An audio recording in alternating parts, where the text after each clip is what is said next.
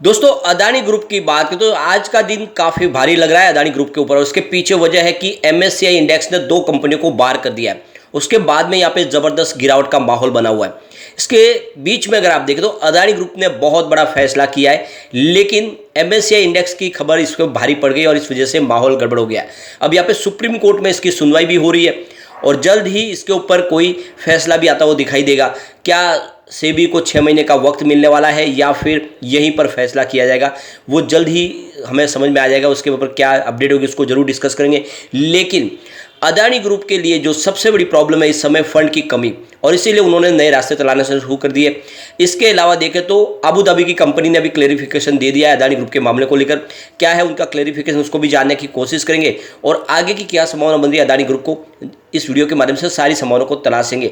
लेकिन फ्रेंड उससे पहले अगर आप पहली बार हमारे चैनल पे आए तो चैनल को सब्सक्राइब कर दीजिए, एक बेल आइकॉन दबा दीजिए ताकि जब भी नया वीडियो बने पहला नोटिफिकेशन आपको मिले। वीडियो पसंद आए तो लाइक से जरूर कीजिए। चलो फ्रेंड्स वीडियो स्टार्ट करते हैं। मैं हूँ आपका दोस्त SB दवे और हमारे अपने चैनल ऑनलाइन कमाई में आपका बहुत बहुत स्वागत है।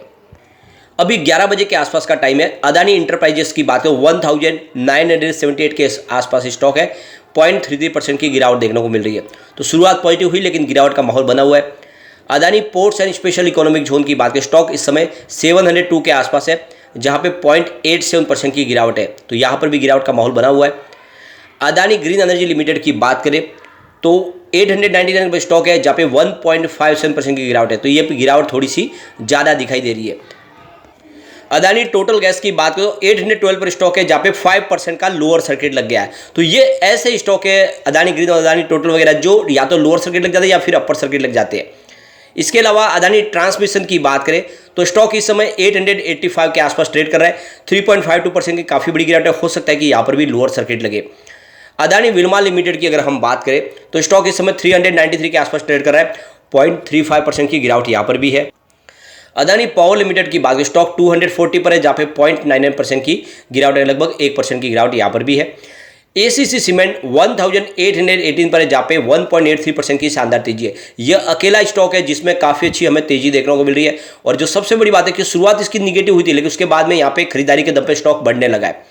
अंबुजा सीमेंट की अगर बात करें तो 410 पर स्टॉक है, जहाँ पे 0.39% की गिरावट है। तो अंबुजा सीमेंट में हमें गिरावट देखने को मिल रही है। एनडीटीवी की बात करें स्टॉक इस समय 182 पर है, जहाँ पे 1.14% की गिरावट है। तो 10 कंपनियों में से 9 कंपनी में गिरावट है। सिर्फ एसीसी सीमेंट है जो ठीक लग रहा है। और इसके पीछे वजह यह है कि एमएससीआई इंडेक्स ने 2 अदानी ग्रुप की कंपनियों को लिस्ट से बाहर कर दिया और इससे पूरा नेगेटिव माहौल बना है। तो यहाँ पे जो अपडेट निकल के आ रही है, एमएससीआई ने ऐलान किया है कि गुरुवार से, यानी आप देख सकते हो कि कल से यहाँ पे अदानी समूह की 2 कंपनी जिसमें अदानी ट्रांसमिशन लिमिटेड और अदानी टोटल गैस लिमिटेड को एमएससीआई इंडिया इंडेक्स से बाहर कर दिया जाएगा, जो 31 मई को ट्रेडिंग समाप्त होने के बाद प्रभावी होगा। तो 31 मई से यहाँ पे ये एमएससीआई इंडेक्स का हिस्सा नहीं होंगे और यह ऐलान समूह के लिए एक बड़ा झटका साबित हो रहा है। यह आदेश ऐसे समय में आया है जब हिंडनबर्ग की रिपोर्ट से जारी हुए भारी नुकसान से उबरने के प्रयास में अदानी ग्रुप समूह लगातार प्रयास कर रहा है। और Q4 देखें तो तिमाही व्यापार इंडेक्स की समीक्षा के बाद ग्लोबल इंडेक्स ने अदानी ग्रुप की 2 कंपनियों से बाहर करने का फैसला किया है। ब्लूमबर्ग की रिपोर्ट के मुताबिक एमएससीआई ने 2 कंपनियों के लिए पब्लिक सेक्टर के इस मार्केट में स्वतंत्र रूप से व्यापार योग्य माने जाने वाले शेयरों की संख्या पर अपने इंडेक्स की गणना को बदल दिया है। इस महीने की शुरुआत में ही एमएससीआई इंडेक्स ने अपने अदानी ट्रांसमिशन और अदानी टोटल गैस के लिए वेटिंग कटौती लागू करने की भी जानकारी दी थी और हिंडनबर्ग की रिपोर्ट आने के बाद इस कटौती का ऐलान भी किया गया था। और आप देख सकते हो अदानी ग्रुप की फ्लैगशिप कंपनी अदानी इंटरप्राइजेस ने धन जुटाने की योजना का भी ऐलान किया था। इसके बाद से ही कंपनी के लिए बाजार में खुशी की लहर दौड़ गई थी, लेकिन उसके बाद में देखें तो गिरावट का माहौल बना। अब यहाँ पे एक बड़ी अपडेट और निकल के आ रही है। अबू धाबी की कंपनी IHC नहीं बेचेगी अदानी ग्रुप के शेयर। जो बीच में सवाल उठ के आते कि सारे के सारे उनके शेयर बेच देंगे, लेकिन अब उनकी तरफ से क्लेरिफिकेशन आया कि वो शेयर नहीं बेचेंगे। तो आप देख सकते हो अदानी ग्रुप की फ्लैगशिप कंपनी अदानी इंटरप्राइजेस की योजना फंड जुटाने की है। इसके लिए शेयरों या अन्य किसी सिक्योरिटी की बिक्री का रास्ता अपनाया जा सकता है। हालांकि इसके दिग्गज निवेशक इंटरनेशनल होल्डिंग कंपनी यानी IHC ने कहा, स्पष्ट कर दिया कि वह शेयरों की बिक्री नहीं करेगी। अबू धाबी की ऐसी कंपनी ने अदानी ग्रुप की कंपनी में करीब $200 करोड़ का निवेश किया हुआ है। और IHC की प्रवक्ता अहमद इब्राहिम ने ब्लूमबर्ग से कहा है कि अगर अदानी ग्रुप की कंपनी इक्विटी शेयर की योजना बनाती है तो फिलहाल उनकी कंपनी इसमें हिस्सा नहीं लेगी। हालांकि अगर कोई बदलाव होता है और नियमों के मुताबिक उसका खुलासा कर दिया जाएगा।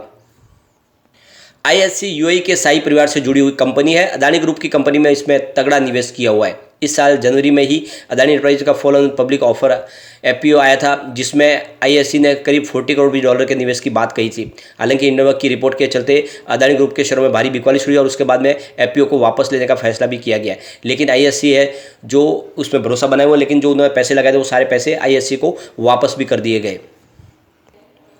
अदानी ग्रुप की फ्लैगशिप कंपनी अदानी एंटरप्राइजेस के साथ साथ ग्रुप की 2 और कंपनियों के बोर्ड की बैठक भी 13 मई को होगी। यानी अब देखो कल इनकी मीटिंग हुई, जिसमें शेयरों या अन्य किसी सिक्योरिटीज की बिक्री के लिए जरिए फंड जुटाने का प्रस्ताव पर विचार किया जाएगा। जानकारी के मुताबिक अदानी ग्रुप की 3 कंपनियों में करीब 500 करोड़ डॉलर के फंड जुटाने पर विचार करे। यानी कंपनी अपनी सिक्योरिटीज या शेयर बेच के फंड जुटाएंगी, वो नया कर्ज नहीं लेंगे। फिलहाल कर्ज से उन्होंने तौबा की हुई है। अब अदानी ग्रुप के प्रमोटर ने कर्ज न लेने का फैसला किया है और रिपोर्ट के मुताबिक लोन नया न लेने के फैसले की रणनीति का हिस्सा है। हाल ही में अदानी ग्रुप के प्रमोटर ने $2.5 का कर्ज भी चुकाया है। हिंडनबर्ग के तूफान के बाद शोर भले ही थम गया हो, लेकिन अदानी ग्रुप की कंपनियों के शेयरों को पुराना लेवल हासिल करने में अभी काफ़ी मशक्कत करनी होगी। कंपनी निवेशकों का भरोसा जीतने के लिए नई रणनीति पर काम कर रही है और रिपोर्ट के अनुसार अदानी ग्रुप की प्रमोटर्स अब अपने समूह के विस्तार के लिए कर्ज न लेने का फैसला किया, यानी नया कर्ज वो नहीं लेंगे। और बिजनेस स्टैंडर्ड की रिपोर्ट के मुताबिक अदानी ग्रुप के प्रमोटर ने नई रणनीति पर काम करना शुरू कर दिया है। कर्ज ना लेने का फैसला किया। उनकी नई रिस्क मैनेजमेंट स्ट्रेटजी का ये हिस्सा माना जा सकता है। हालांकि अब जब भी कंपनी को फंड की जरूरत होगी तब प्रमोटर नेट लैंडर्स की भूमिका निभाएंगे। हाल ही में गौतम अदानी की अगुवाई वाली कंपनी प्रमोटर ग्रुप ने प्लेस शेयरों के बदले $2.5 का कर्ज भी भुगतान किया था। फिलहाल गौतम अदानी का जो ग्रुप है वो इक्विटी शेयर की बिक्री के जरिए 2 से लेकर $2.5 का कर्ज जुटाने की योजना के ऊपर काम कर रहे हैं और 13 मई को जो बैठक हुई उसमें इसके ऊपर कुछ फैसला लिया जा सकता है। यानी अदानी ग्रुप इस समय नया कर्ज लेने के लिए नहीं बिल्कुल सोच रहे, लेकिन अपनी इक्विटी बेच के उससे फंड जुटाने की कोशिश करें ताकि कंपनी पर जो कर्ज है वो कम हो और उनका बोझ धीरे धीरे कम हो। आने वाले समय में वो तेजी से अपने बिजनेस को आगे बढ़ा पाए। अदानी एंटरप्राइजेस लिमिटेड ने शेयर बाजार को जो जानकारी दी उससे कहा कि कंपनी निदेशक मंडल की बैठक शनिवार 13 मई को अहमदाबाद में होगी और इसमें अन्य बातों के साथ इक्विटी शेयर या किसी अन्य पात्र प्रतिभूतियों के जारी कर धन जुटाने के प्रस्ताव पर भी विचार किया जा सकता है और उसे मंजूरी भी दी जाएगी। निजी नियोजन, पात्र संस्थागत नियोजन और के कोई दूसरे तरीके यानी किसी भी तरीके से फंड जुटाया जा सकता है। समूह की अन्य कंपनी अदानी ग्रीन एनर्जी ने भी इस प्रकार के जो है सूचना शेयर बाजार को दी है और हालांकि दोनों कंपनी ने बताया कि वह इक्विटी शेयर के बिक्री धन जुटाएगी। यानी रास्ता कौन सा होगा वो तो हमें पता चलेगा इस मीटिंग के बाद, कल की मीटिंग के बाद। लेकिन कंपनी इक्विटी बेच के ही फंड जुटाने की कोशिश करे, वो नया कर्ज नहीं लेना चाहते, जबकि बहुत सारी बैंक है जो उनको कर्ज देने को बिल्कुल तैयार है।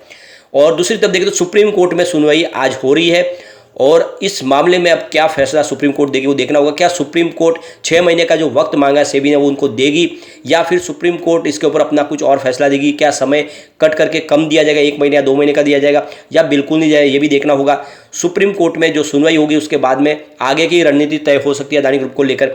लेकिन क्योंकि जो सबसे बड़ी बात है कि रिपोर्ट तो बनाई दी है वो 6 सदस्यों की कमेटी ने और वो रिपोर्ट सुप्रीम कोर्ट को सिविल बल में 8 मई को ऑलरेडी सौंप भी दी गई है और आज इसके ऊपर सुनवाई होनी है, जिसमें जस्टिस DY चंद्रचूड़ यहाँ पे उस पूरी सुनवाई करेंगे और उसके बाद में अपने तरफ हिसाब से वो फैसला देंगे कि अदानी ग्रुप को आगे की उसके लिए क्या राह आसान होने वाली है या फिर और मुसीबत बढ़ने वाली है। लेकिन कुल मिला के देख सकते हो कि हिंडनबर्ग की जो रिपोर्ट के बाद में देखें तो मॉरिशस सरकार की तरफ से कह दिया गया कि उनके यहाँ पे कोई भी सेल कंपनी नहीं है। जो सबसे बड़ा इल्ज़ाम था कि मॉरिशस की कंपनियों के माध्यम से शेयरों में हेरफेर किया गया है, तो वहाँ से कहा गया कि हमारे यहाँ पे कोई सेल कंपनी नहीं है और हमारे नियमों के तहत यहाँ पे कोई सेल कंपनी बना भी नहीं पाएगा। तो कुल मिला के देख सकते हो कि कुछ राहत तो पहले ही निकल कर आई है, लेकिन अब फैसले का इंतजार करना होगा क्या आगे फैसला होगा। जल्दी जैसे इसके ऊपर कोई सुप्रीम कोर्ट की टिप्पणी आएगी उसके बाद में हम इसके ऊपर जरूर फिर से वीडियो बना के उसको डिस्कस करेंगे। लेकिन फ्रेंड, कोई भी इन्वेस्टमेंट करने से पहले अपने फाइनेंशियल एडवाइजर से बारे में ले ले या अपना खुद का रिसर्च करें, क्योंकि मैंने वीडियो आपके एजुकेशनल पर्पज के लिए ही बनाया। वीडियो पसंद आए तो लाइक से जरूर कीजिए और चैनल को सब्सक्राइब कर दीजिए।